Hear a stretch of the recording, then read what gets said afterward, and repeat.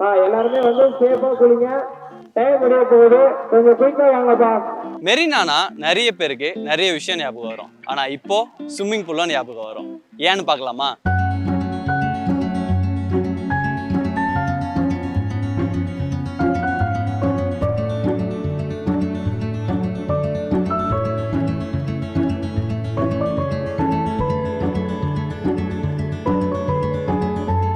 இந்த நீச்சல் குளம் 2ஆம் உலகப் போர் தீவிரமா நடந்துட்டு இருந்த 1942வது வருஷத்துல தான் கட்டினாங்க.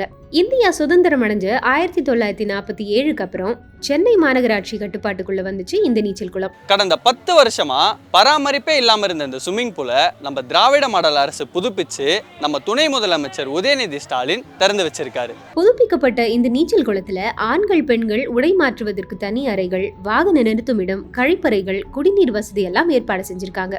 இங்கே மெரினா கடற்கரையில் அமைந்துள்ள இந்த நீச்சல் குளத்தில் பார்த்தீங்கன்னா பெண்களுக்காக 8:30லேருந்து 9:30 ஒரு 1 ஹவர் வந்து ஸ்லாட் வந்து ஒதுக்கியிருக்காங்க. முதல்ல இருந்ததை விட இப்போ வந்து பார்த்தீங்கன்னா நவீன முறையில் வந்து இதை சீர்படுத்தியிருக்காங்க. முதல்ல இருந்ததை விட இப்போ வந்து நிறைய பெண்கள் வந்து வர ஆரம்பிச்சிருக்காங்க. அவங்களுக்கு தேவையான பாதுகாப்பும் வந்து இங்கே செஞ்சு கொடுத்துருக்கிறதால பெண்களோட வருகை அதிகமாக இருக்குது.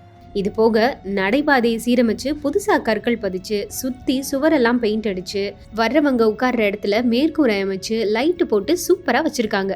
இந்த ஸ்விம்மிங் பூல் உலக தரத்துல இருக்குன்னே சொல்லலாம். ஒலிம்பிக்லாம் பார்த்துருப்பீங்களே, அதே மாதிரி தரமா ரெடி பண்ணியிருக்காங்க.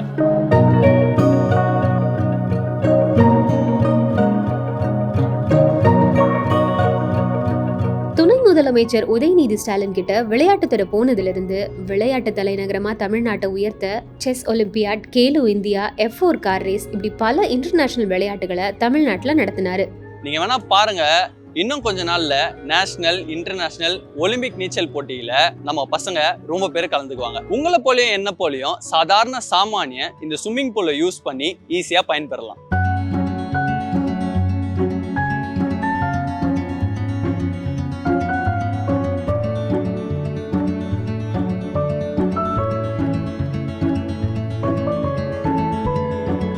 சும்மா சொல்லக்கூடாது, செம்மையா பண்ணிருக்காங்க.